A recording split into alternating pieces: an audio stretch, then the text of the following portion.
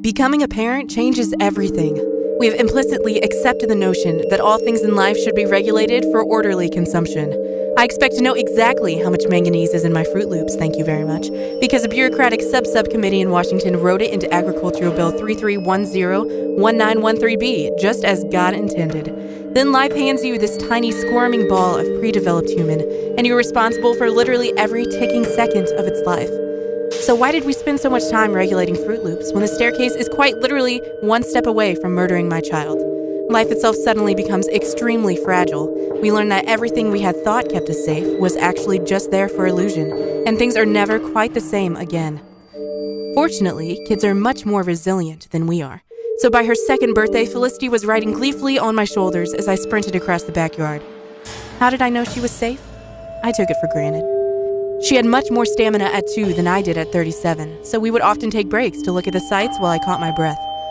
On the 4th break of a particular evening, I decided that Felicity really wanted to look over the neighbor's fence while the spots slowly receded from my vision. "What do you see?" I asked, blinking furiously. "Is it the neighbor's chickens that wake us up every morning at the ass crack of dawn? Do you see chickens? Chickens?" "Tick-hens," she announced triumphantly. Felicity grabbed the edge of the 7-foot fence and hoisted herself higher, coming just slightly off my shoulders. Then my daughter turned back at me and smiled. Every time she was riding on my shoulders that week, she would squeal for me to stop so we could look at the chickens. I was too happy to oblige the break and running around, even if it forced me to stare at the wall while she reached over my head to gawk in fascination at poultry. Things continued like that all week. When I decided that the mosquitoes were getting too aggressive and my beer was getting too warm on that muggy South California Friday night, we headed in early. Felicity did not like this one bit, so I turned on the TV to drown out her crying. She quickly stopped crying. "Chickens," she shouted with glee as she pointed to the screen. Her face was the definition of pure joy. I nodded dismissively, threw back a sip of my Yingling, glanced at the television, and nearly choked on my beer. "Chickens," Felicity announced again. Then she turned back to look at me and smiled. I didn't care about the spilled can of beer as I ran to pick her up, blood-chilled and heart-racing. That new parent hyper-fear flared once again as I sprinted with her to the phone. The police were in and out of the neighbor's yard for the next 3 days. I tried to shield Felicity as much as humanly possible, but deep down I knew there was no point.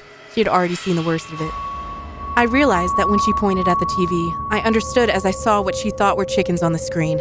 It had all come horrifyingly together as she pointed to a murder scene with 7 mangled bodies, looking at me and calling them chickens.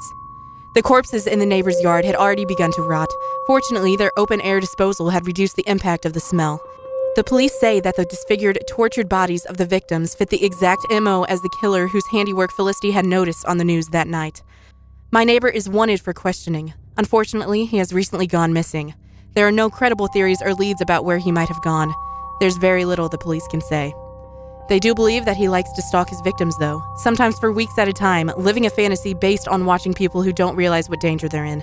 Eventually, he'll leave something horrible for specific future victims to find because he wants them to feel vulnerable, afraid.